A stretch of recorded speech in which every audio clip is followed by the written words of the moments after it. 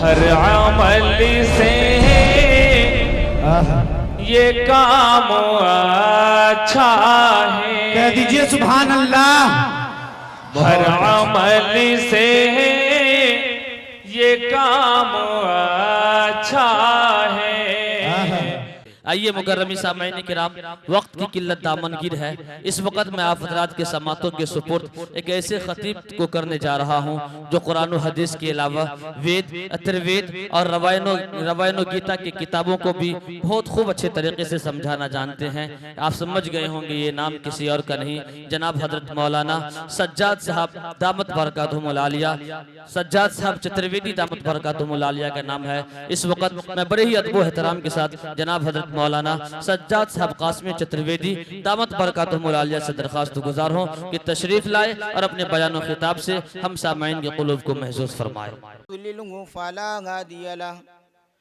वनशहदु अल्ला इलाहा इल्लल्लाहु वहदहु ला शरीका लह वनशहदु अन्न सय्यिदना व सनदना व हबीबना व मौलाना मुहम्मदन अब्दुहु व रसूलुहु सल्लल्लाहु अलैहि व अला आलिहि व अस्हाबिहि व सल्लम।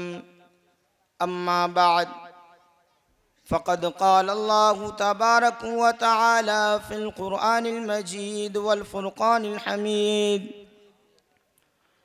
अऊज़ु बिल्लाहि मिनश शैतानिर रजीम, बिस्मिल्लाहिर रहमानिर रहीम। वमा ख़लक़तुल जिन्न वल इंस इल्ला लियअबुदून। वक़ाल नबी सल्लल्लाहु अलैहि वसल्लम ला युमिनु अहदुकुम हत्ता अकूना अहब्ब इलैहि मिन वालिदिही व वलदिही वन्नासि अजमईन। औ कमा क़ाल अलैहि सलातु वस्सलाम। ओम भूर्भुवः स्वः तत्सवितुर्वरेण्यं भर्गो दिवस्य धीमहि धियो यो नः प्रचोदयात्। या शास्त्रविधिमुत्सृज्य वर्तते कामकारतः न स सिद्धिमवाप्नोति न सुखं न पराङ्गतिम्। उष्टरायस्य पर्वागनो वधूमन्तो दिवर्दश वर्षमारथस्य निजिहृति दिव इष्माना उपस्पर्शः। खुद ही को कर बुलंद इतना कि हर तकदीर से पहले, खुद ही को कर बुलंद इतना कि हर तकदीर से पहले खुदा बंदे से खुद पूछे बता तेरी रजा क्या है। बुताने रंगो खूं को तोड़ मिल्लत में गुम हो जा, बुताने खूं को तोड़ मिल्लत में गुम हो जा। न तूरानी रहे बाकी न ईरानी न अफगानी। स्टेज पर रौनक अफरोज हजरात उलमाए किराम और दीगर मज़ाहिब से ताल्लुक़ रखने वाले धर्म गुरु और मुअज़्ज़ज़ सामईन किराम और कारी सद्दाम साहब, इसी तरह ललित प्रतापगंज के बाशिंदों का मैं शुक्रगुजार हूँ कि आप तमाम हजरात ने इस तरह के प्रोग्राम का इनेकाद किया। इस तरह के प्रोग्राम मुनाकिद होने चाहिए, होते रहने चाहिए। ये हम सब की पहचान है। मुअज़्ज़ज़ सामईन किराम, इस ठंड और जाड़े के मौसम में इस स्टेज, इस पिंडाल के अंदर उस आखिरी पवित्र किताब कुरान करीम की एक आयत, उनका एक एक हर्फ, उनका एक एक सकनात वो जिंदा जावेद मौजज़ा है। जिसने पूरी दुनिया की टेक्नोलॉजी को हिला कर रख दिया, साइंस को दबा कर रख दिया।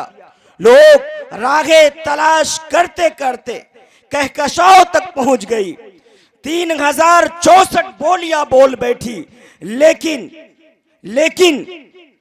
अल्लाह तबारक व तआला जैसी कलाम, उनकी गुफ्तगू दुनिया को नहीं दे सकी मुअज़्ज़ज़। वो क्या है? वो यही कुरान करीम है, ये वही आखिरी पवित्र किताब है जिसके अंदर अल्लाह तबारक व तआला ने साफ तरीके से कहा है, वो लोगों सुनो जिस तरीके से ये आखिरी अवतार, ये आखिरी नबी मोहम्मद अरबी सल्लल्लाहु अलैहि वसल्लम, जिसके बारे में दुनिया के अंदर कोई भी किताब उठाइए, कुरान करीम उठाइए, गीता उठाइए, रामायण उठाइए, कोई भी किताब उठाइए, उस किताब के अंदर इस नराशंस का जिक्र मिलता, इस नराशंस का जिक्र मिलता, इस आखिरी कल की अवतार का जिक्र मिलता, इनके एक एक चीज का जिक्र मिलता है। ये कहां आएंगे, किस तरीके से आएंगे, किस कबीले में आएंगे, किस खानदान में आएंगे, किस मुल्क में आएंगे, तमाम चीजों का जिक्र। मुअज़्ज़ज़ सामीन किराम, जब यही किताब अल्लाह तबारक व तआला ने जिब्राईल अमी के जरिए आसमान से जिब्राईल अमी को देकर, इनके एक एक टुकड़ों को, एक एक आयतों को देकर, जब इस आखिरी अवतार के पास भेजा गया, तो उस वक्त जो तहजीब थी, उस वक्त जो लोग मानने वाले थे, इस दुनिया के अंदर बसने वाले थे, आज जो ये मगरिबी ममालिक है और आज जो इस तरह के लोग फसादात मचाने वाले हैं, आपस में तोड़ फोड़ पैदा करने वाले हैं, मुअज़्ज़ज़ सामीन किराम, ये हर ज़माने में आते रहे हैं, ये हर ज़माने में चले आए हैं। मुअज़्ज़ज़ सामीन किराम, उन लोगों का कहना ये हुआ, वो लोग कह रहे थे ये पवित्र किताब जो आसमान से उस परमेश्वर की तरफ से भेजा जा रहा है, उस भगवान की तरफ से भेजा जा रहा है, इसे ये लोग क्या कर रहे हैं, कैसे कर रहे हैं? इन्हें कागजों पर लिखकर, इन्हें औराक पर लिखकर, इन्हें खजूर के पत्तों पर लिख कर ये घड़े में डाले जा रहे हैं, उन्हें इकट्ठा करते जा रहे हैं। इन आयतों का क्या होगा, इन टुकड़ों का क्या होगा? मुअज़्ज़ज़ सामीन किराम, लेकिन एक वक्त आया अल्हम्दुलिल्लाह, जब उसी घड़े को तोड़ा गया, हुफ्फाज के सीनों से निकाल कर उन्हें वर्क पर लिखा गया, उनकी जिल्दें बनाकर पूरी कायनात में जब फैलाया गया, जब पूरी कायनात के अंदर भेजा गया, दुनिया के 249 ममालिक के अंदर जब उसे भेजा गया, पूरी दुनिया तड़प उठी और कहने पर मजबूर हो गई कि कच्चे घड़े ने जीत ली, नदियां चढ़ी हुई, कच्चे घड़े ने जीत ली, नदियां चढ़ी हुई, मजबूत कश्तियों को किनारा न मिला। मुअज़्ज़ज़ सामीन किराम, आज हम और आप अपने आप को भुला बैठे। हमें समझना होगा कि हमारा वजूद कहां से हुआ है, हम इस कायनात के अंदर कैसे आए, उस ईश्वर ने हमारा वजूद कहां से किया। मुअज़्ज़ज़ सामीन किराम, ये ठीक है, हिंदुस्तान में हम बस रहे हैं, ये परंपरा रही है हिंदुस्तान की कि बहुत सारे मज़ाहिब हैं, हर तरह के लोग यहाँ पर हैं। यही हमारी हिंदुस्तान की खूबसूरती है, यही हमारे मुल्क की खूबसूरती है कि यहाँ पर हर मज़ाहिब के मानने वाले। इस कायनात के अंदर हमारे धर्म तो अलग हो सकते हैं, हमारे मजहब तो अलग हो सकते हैं, लेकिन याद रखिए, हमारे माँ अलग नहीं हो सकते, हमारे बाप अलग नहीं हो सकते, हमारे बदन का खून अलग नहीं हो सकता। हम इंसान हैं। अगर हम इस चीज को समझ ले कि हम इंसान हैं, मुअज़्ज़ज़ सामीन किराम, हम कभी आपस में नहीं लड़ेंगे। आज वो लोग जो आपस में फितना व फसाद मचाते हैं, यकीन मानिए उनका कोई मजहब नहीं, उनका कोई धर्म नहीं होता। आप जाइए उन ज्ञानी के पास, उन पढ़े लिखों के पास, आप पंडित साहब के पास जाइए, आप मौलाना साहब के पास जाइए, आप कोई कारी साहब के पास जाइए, आपने उनकी जुबान से कभी भेदभाव की बातें नहीं सुनी होंगी। वो भेदभाव की बातें नहीं करते हैं। जिस तरह आपने अभी अशार के अंदर सुना, नातों के अंदर सुना, कलाम के अंदर सुना, हर तरह के लोग मंच पर माइक पर आ रहे हैं और एक एक चीज को बता रहे हैं कि वो लोगों, ओ हिंदुस्तान वालों, ओ प्रतापगंज के नौजवानों, ओ प्रतापगंज के बाशिंदों, हम पहले इंसान हैं, इंसान है, उसके बाद हम मज़ाहिब को देखें, उसके बाद हम धर्म को देखें, पहले हम इंसान हैं। और इस इंसानियत के नाते हमारा खुदा, हमारा अल्लाह, हमारा भगवान, हमारा ईश्वर एक है।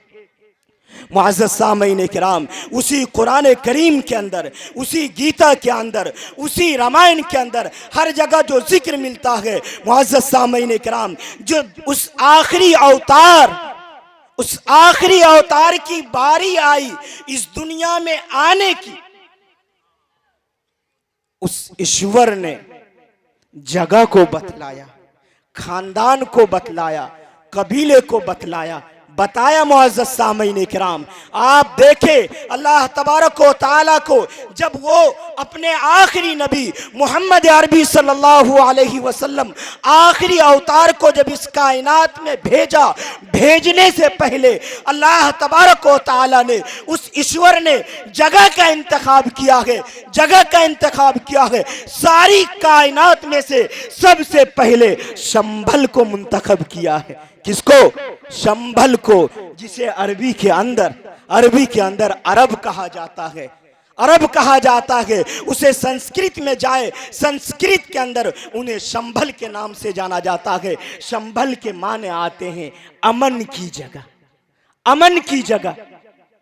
ये जो आखिरी अवतार इस रुए जमीन पर आएंगे, जिसके बारे में उस अल्लाह तबारक व तआला ने, उस ईश्वर ने साफ तरीके से कहा कि वो सिर्फ प्रतापगंज के लिए नहीं होगा, सिर्फ सुपौल के लिए नहीं होगा, सिर्फ हिंदुस्तान के लिए नहीं होगा, बल्कि कुरान करीम ने साफ तरीके से कहा। आप 17वां पारा उठाए और सूरा अंबिया को खोले, उसके अंदर साफ तरीके से कहा वमा अरसलनाका इल्ला रहमतल लिल आलमीन। वो आखिरी अवतार जब इस कायनात में आएंगे तो वो इस पूरी कायनात के लिए, इस पूरी धरती के लिए रहमत बनकर आएंगे, नरम दिल बनकर आएंगे। मुअज़्ज़ज़ सामईन किराम, और मैं अपने बिरादराने वतन से कहूँगा कि आप जिस तरीके से और किताबों को पढ़ते हैं, ये कुरान करीम को भी पढ़ा जाए। इस तरीके की जो और किताबें हैं उन तमाम किताबों का स्टडी किया जाए। इसी तरीके से मैं अपने मुस्लिम भाइयों से कहूँगा, आप सिर्फ कुरान करीम तक महदूद न रहे, आप सिर्फ कुरान को न पढ़े, बल्कि कुरान को पढ़ने के साथ साथ आप गीता को भी पढ़े, रामायण को भी पढ़े। उसके अंदर शंभल नामी जगह को जानने की कोशिश करें कि ये शंभल कौन है, ये विष्णु यश कौन है विष्णु यश। मुअज़्ज़ज़ सामईन किराम, पता चलेगा ये विष्णु यश वही है जिसे साफ तरीके से संस्कृत के अंदर कहा गया है। ये विष्णु यश जो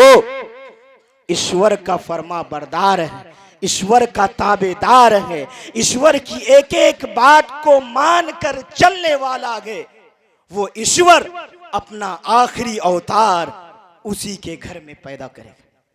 मुअज़्ज़ज़ सामीन कराम, तो मैं ये कह रहा था, जब अल्लाह तबारक व तआला ने उस मोहम्मद अरबी सल्लल्लाहु अलैहि वसल्लम को भेजने का इरादा किया, सबसे पहले पूरी कायनात से अरब को मुंतखब किया, संभल को मुंतखब किया, फिर संभल को मुंतखब करने के बाद हिजाज को मुंतखब किया, फिर वहाँ से करीब बैतुल्लाह को मुंतखब किया, और बैतुल्लाह को मुंतखब करने के बाद वहाँ पर अपने आखिरी नबी को भेजा, और आखिरी नबी बैतुल्लाह के पास। उसके बाद अल्लाह तबारक व तआला ने, उस ईश्वर ने इस पूरी कायनात के अंदर जो मखलूक हैं, जो मानवता है, जो मानने वाले, बहुत सारी मखलूकात हैं, बहुत सारे इंसान हैं, जानवर हैं, हर तरह के हैं।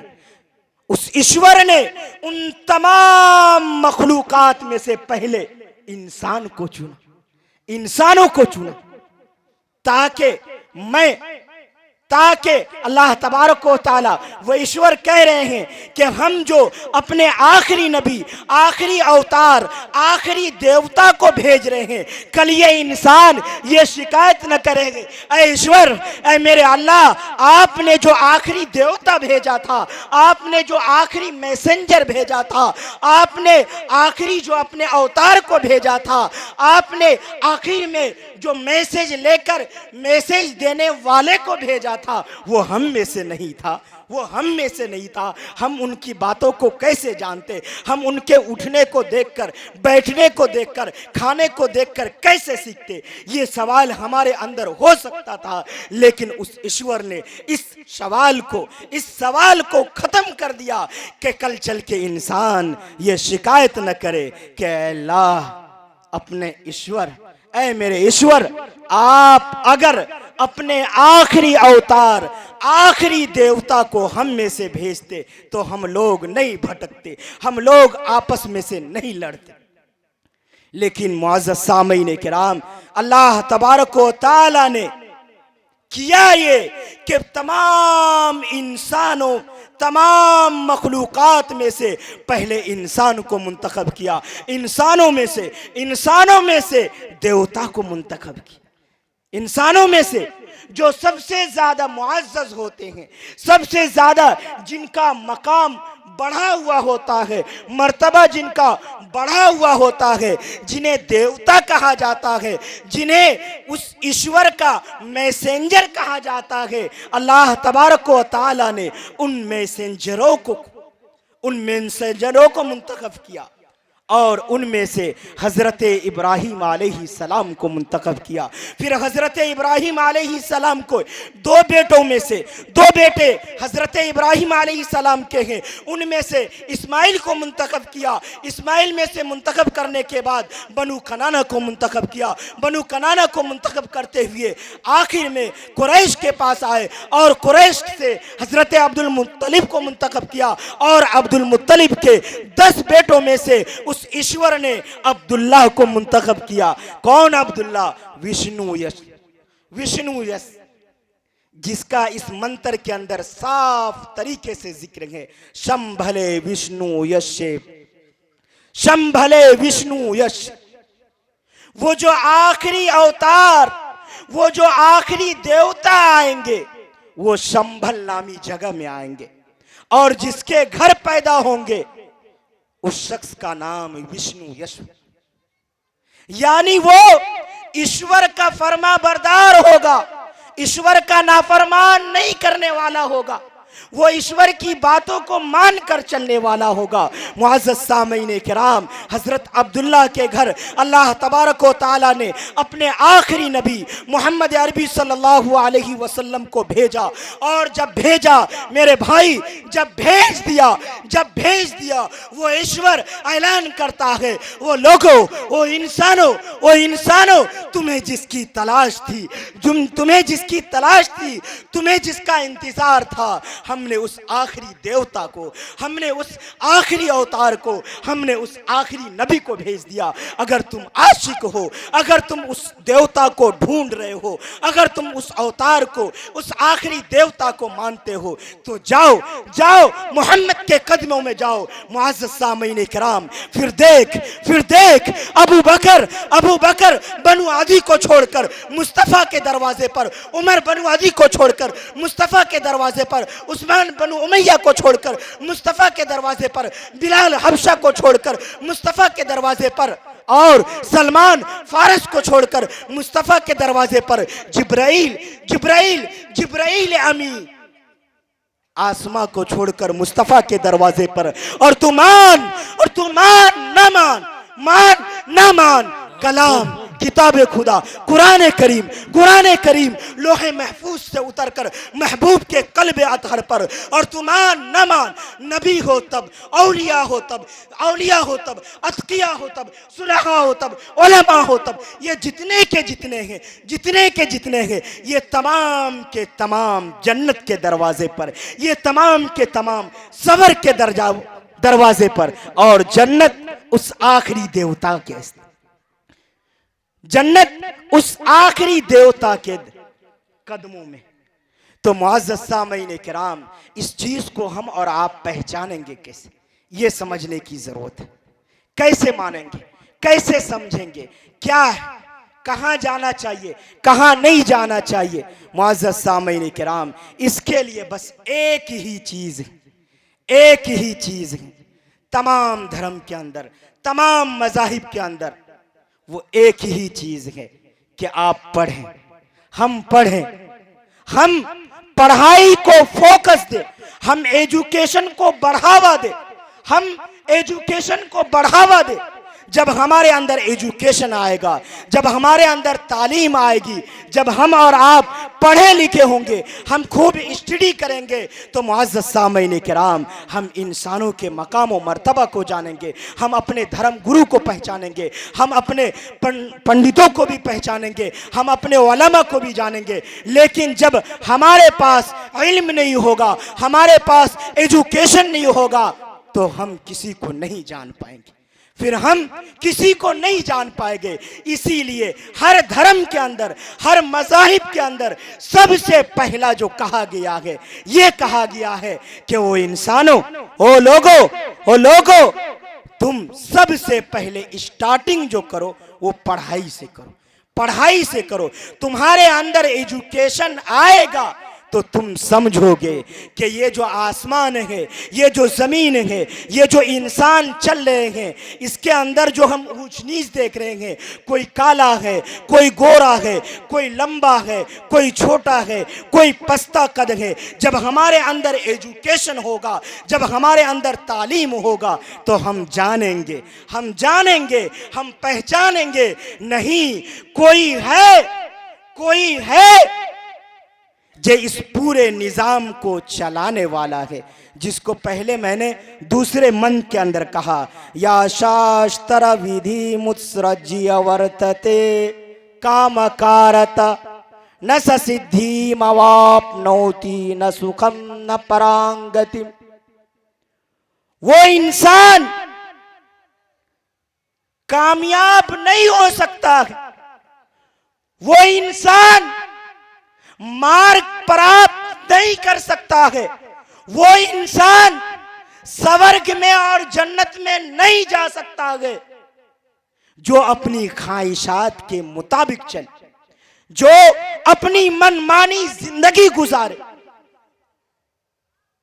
तो मुअज़्ज़ज़ सामीन किराम, जिस तरीके से कुरान करीम कह रहा है वातसिमू बिहब्लिल्लाह, वो लोगो अल्लाह की रस्सी को मजबूती से थाम लो, उस ईश्वर को मान लो, उसके फरमान को मान लो, वो जो कह रहा है उसको मान कर चलो। अगर तुम अपनी ख्वाहिशात के मुताबिक चले, अपनी मनमानी किए, उस ईश्वर को नहीं माने, याद रखो इस दुनिया के अंदर भी तुम नाकाम हो जाओगे, और जब इस दुनिया से जाने की बारी आएगी, तुम सबर की खुशबू तक भी नहीं पाओगे, तुम सबर को देख भी नहीं पाओगे, बल्कि तुम्हें नरक में जलना पड़ेगा।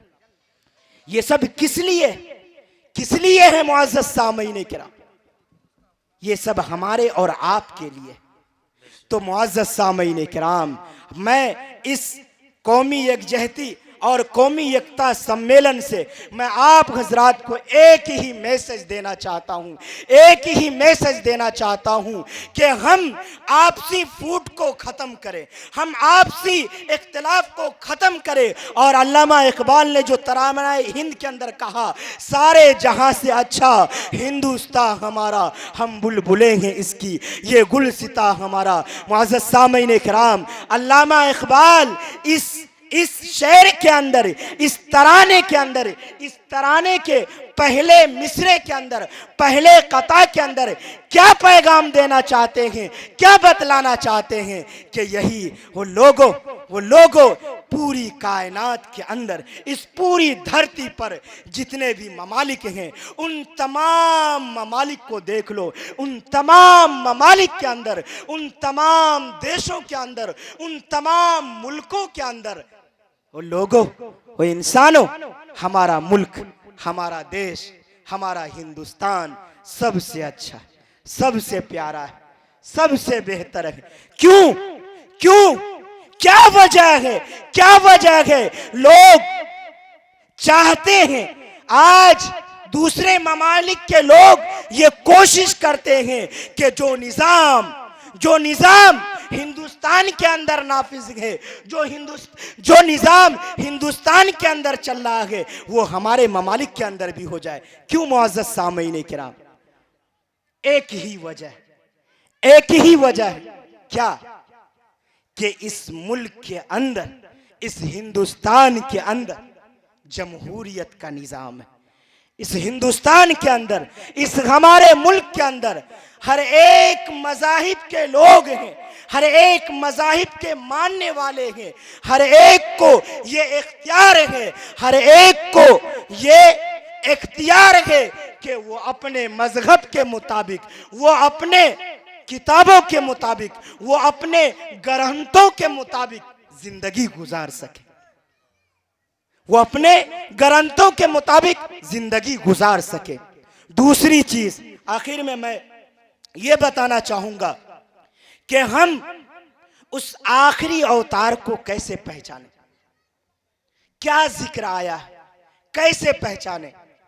कुरान करीम के अंदर 15वें पारे के अंदर जिक्र आया है, सुब्हानल्लज़ी अस्रा बिअब्दिही लैलन मिनल मस्जिदिल हराम इलल मस्जिदिल अक़सल्लज़ी बारकना हौलहू।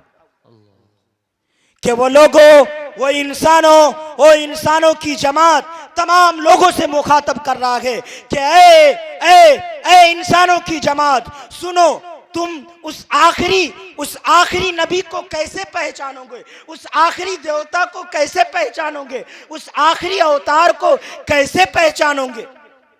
सवाल है, दुनिया के अंदर बहुत सारे अवतार आए हैं, बहुत सारे देवता आए हैं, ईश्वर तो एक ही है, खुदा तो एक ही है, इसको तो तमाम लोग मान रहे हैं, हर मज़ाहिब के लोग मान रहे हैं। लेकिन जो उसके मैसेंजर हैं, जो उनके मैसेंजर हैं, जो उनके देवता हैं, लाखों की तादाद में हैं। राम जी, कृष्ण जी, कितने सारों का नाम गिनाया जाए। अगर इस तरफ से गिराए मोहम्मद अरबी सल्लल्लाहु अलैहि वसल्लम, हजरत मूसा, हजरत ईसा और नूह अलैहिस्सलाम, न जाने कितने अंबिया आए। लोगों, उन्हें पहचानोगे कैसे पहचानोगे? गीता के अंदर भी बतलाया और कुरान करीम के अंदर भी बतलाया। वो लोगों, हमने जो देवता भेजा, हमने जो अपना मैसेंजर भेजा, हमने जो अपना पैगंबर भेजा, हम अपनी तरफ से जिसको खलीफा बनाकर भेजते हैं, लोगों के दरमियान दावत व तबलीग के लिए भेजते हैं, लोगों के दरमियान रहनुमाई के लिए भेजते हैं, हम उन्हें कुछ मोजज़ा देते, हम उन्हें कुछ अनेक चीज देते जो और लोगों के बस में नहीं होती। समझ रहे? और लोगों के बस में नहीं होते। हम जो अपने अवतार भेजते हैं, हम उन्हें कुछ ऐसे अनेक चीज देते हैं जिससे इंसान पहचान लेता है कि ये अल्लाह की तरफ से भेजा हुआ देवता है, अल्लाह की तरफ से भेजा हुआ मैसेंजर है, अल्लाह की तरफ से भेजा हुआ अवतार है। वो लोगों आखिर में जो आएंगे, आखिर में जो आएंगे, उसके बारे में गीता के अंदर है, उष्टरा यस्य परवागनो वधूमंतो दिवर्दश वर्षमारथस्य निजिघृति दिव इष्माना उपस्पर्शगा। वो लोगों सुनो, वो लोगों सुनो, वो जो आखिर में अवतार आएंगे, वो जो आखिर में देवता आएंगे, उनके कब्जे में, उनकी मिल्कियत में, उनकी मिल्कियत में 20 ऊंटनियां होंगी। कितनी ऊंटनियां होंगी? 20 ऊंटनियां होंगी। 20 ऊंटनियां होंगी। जब हम अहादीस मुबारका को खोलते हैं, हम जब ये 1450 साल जिंदगी को देखते हैं कि जिस दौर में मोहम्मद अरबी सल्लल्लाहु अलैहि वसल्लम इस रूए जमीन पर तशरीफ लाए, और जब जिस तरीके से इस दुनिया का निजाम था कि हर बड़े लोग छोटों को दबा देने की कोशिश करते थे, हर बड़ा छोटे को कुचल देने की कोशिश करता था, आखिर में जब ये देवता आते हैं तो लोगों को बतलाते हैं, लोगों क्यों लड़ रहे हो आपस में, क्यों एक दूसरे का खून बहा रहे हो, क्या बड़ा क्या छोटा, क्या तुम्हें मरना नहीं है, क्या तुम्हें इस दुनिया से जाना नहीं है, क्या तुम्हारे अंदर उस ईश्वर ने ताकत और कुव्वत इसलिए दिया था कि तुम अपने गरीब, कमजोर और मिस्कीन बंदों का खून बहाओ। मुअज़्ज़ज़ सामीन किराम और मेरे बिरादरान वतन, जब वो आखिरी देवता आए हैं, इस मंत्र के अंदर है कि लोगों सुनो, उसके कब्जे में, उसकी मिल्कियत में 20 ऊंटनियां होंगी। कितनी ऊंटनियां होंगी? 20 ऊंटनियां होंगी। एक मौके से अल्लाह के नबी सल्लल्लाहु अलैहि वसल्लम अपने काफले के साथ रवाना हुए, मैदान में गए। सामने वो लोग जो जालिम थे, जालिम हुक्मरान थे, वो इंसानों को कुचल देने की फिराक में थे।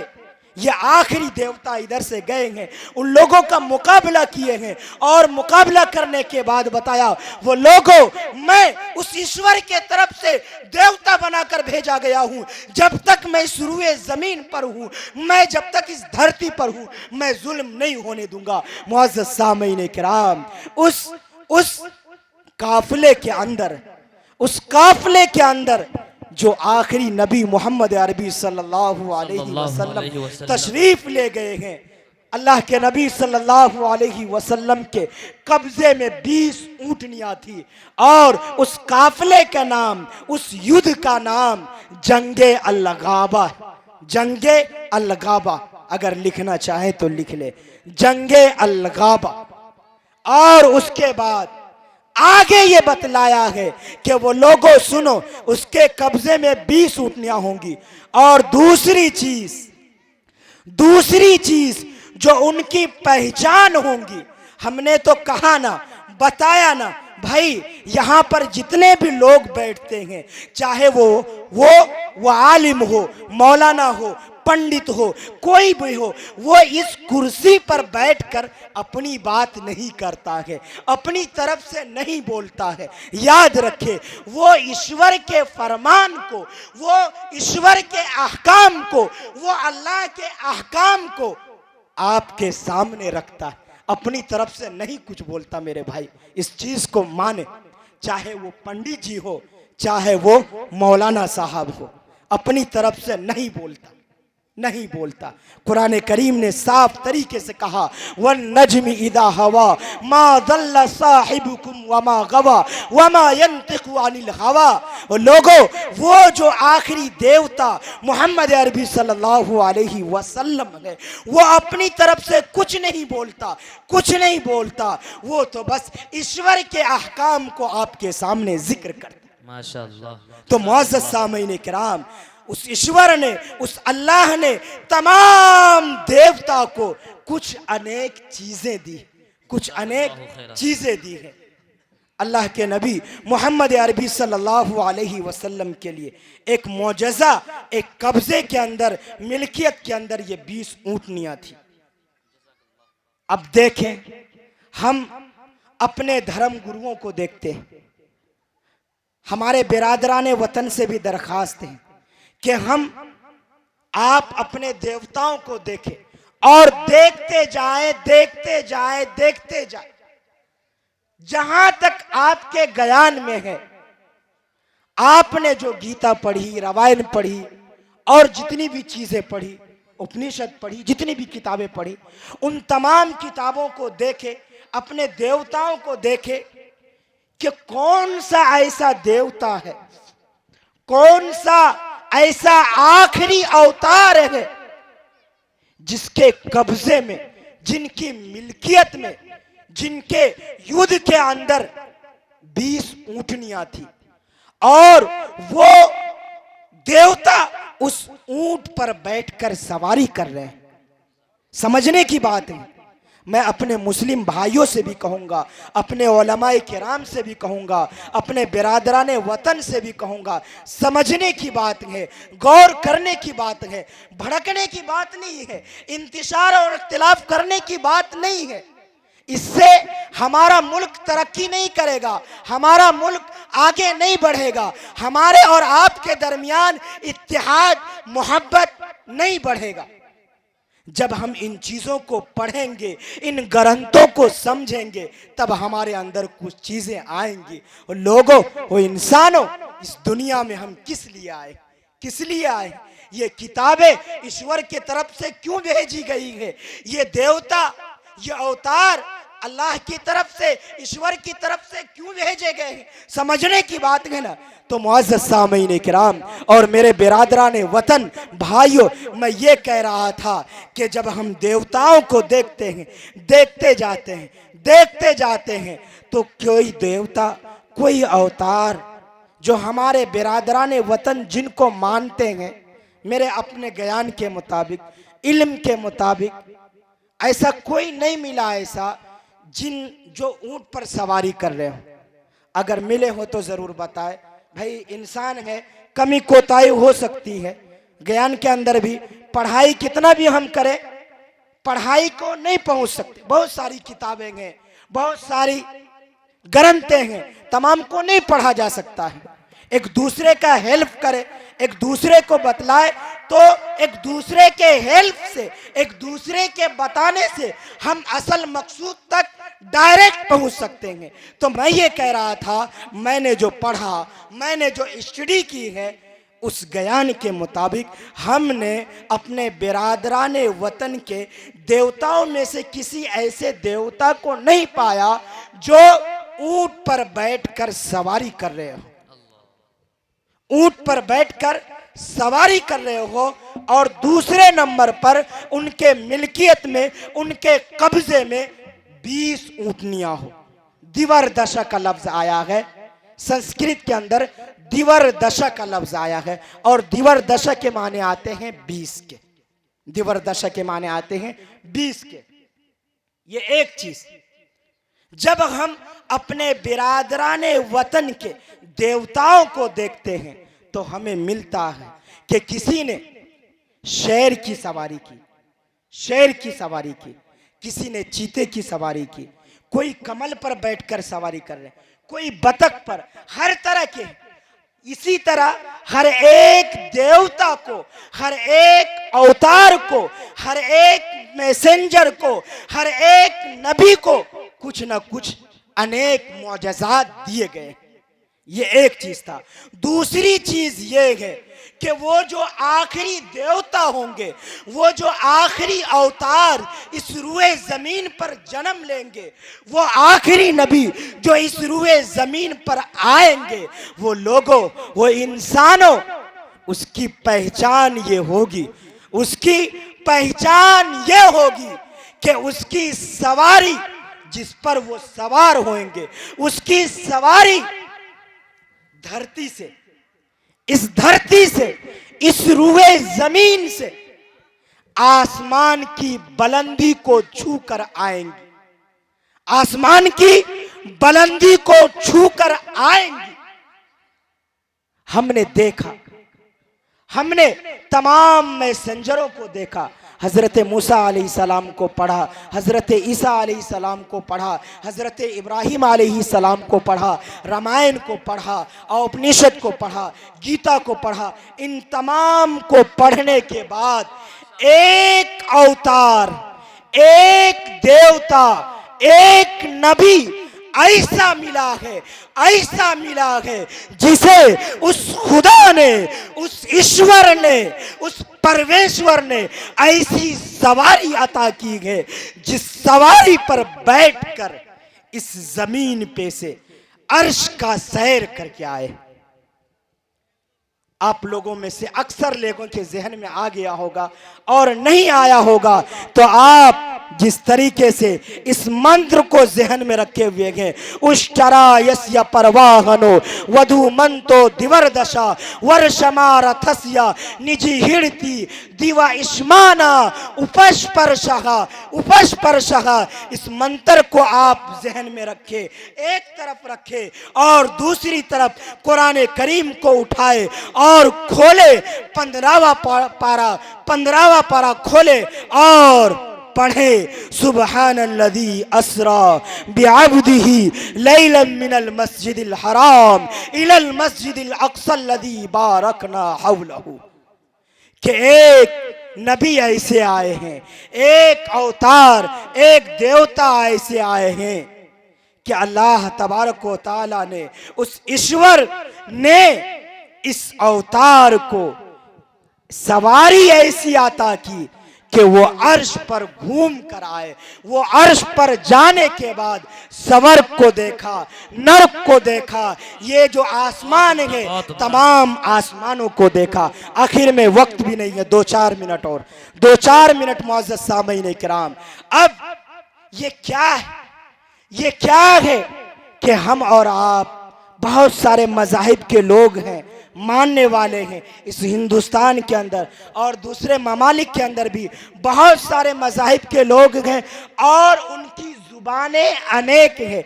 जैसा कि मैंने शुरू में जिक्र किया कि आज इंसान 3064 बोलियां बोल बैठी, 3064 बोलियां बोल चुकी, लेकिन उस ईश्वर के कलाम जैसा, गुफ्तगू जैसा, बात जैसी गुफ्तगू, बात और कलाम दुनिया को नहीं दे सके। बहुत उम्दा माशाअल्लाह। तो मुअज़्ज़ज़ सामीन किराम, मेरे बिरादरान वतन और हाजरीन से मैं कहूँगा कि जब जुबानें 3064 है, जब हम एक जिले से दूसरे जिले में जाते हैं, एक शोबा से दूसरे शोबा में जाते हैं, हमारी ज़ुबान बदल जाती है, हमारी गुफ्तगू बदल जाती है, हम एक दूसरे के बोली को समझ नहीं पाते। वहाँ पर हमें गाइड चाहिए, एक गाइड करने वाला चाहिए, एक तर्जमान चाहिए जो हम दोनों की बातों को मिलाए,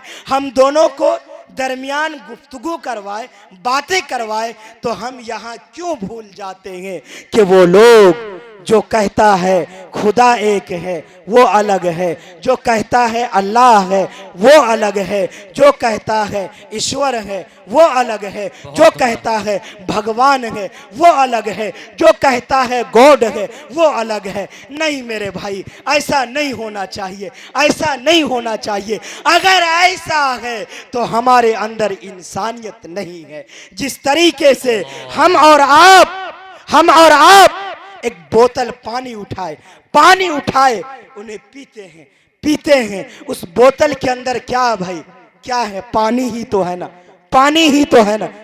आपने जल कहा तो क्या बदल गया वो? क्या किसी ने पानी कह दिया तो बदल गया? क्या किसी ने वाटर कहा तो बदल गया?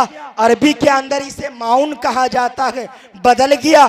इस फारसी के अंदर आब कहा जाता है, बदल गया। संस्कृत के अंदर नीर कहा जाता है, बदल गया। नहीं मेरे भाई, नाम बदलने से वो चीज नहीं बदल रही है, वो चीज नहीं बदल रही है। इसीलिए हमें समझना होगा, हमें मानना होगा कि ईश्वर एक है, अल्लाह एक है, खुदा एक है, वही सबसे बड़ा है और उसकी पहचान एक है, उसकी पहचान एक है। लोगों, वो इंसानों, वो पिंडाल में बैठो और वो स्टेज पर उलमाए किराम और बिरादराने वतन और धर्म गुरु और बिरादराने वतन से कहूँगा कि अगर हम अपने ईश्वर को पहचानना चाहते हैं, अगर हम अपने खुदा को पहचानना चाहते हैं, हम अपने भगवान को पहचानना चाहते हैं, एक चीज देख लीजिए, एक चीज देख लीजिए कि वो अजन्मा है,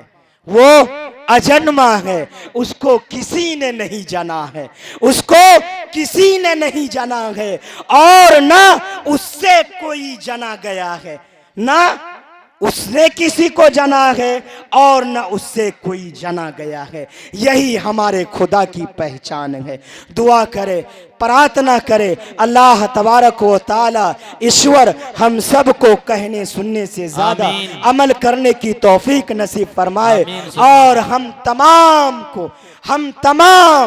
तमाम को इस मुल्क में बसने वाले जितने भी मज़ाहिब के लोग हैं, हिंदू, मुस्लिम, सिख, ईसाई और भी जितने मज़ाहिब के लोग हैं, वो खुदा, वो ईश्वर, वो अल्लाह जब तक हमें इस ज़मीन पर रखे, हमें एक बना कर रखे, हमें सबको मिला कर रखे।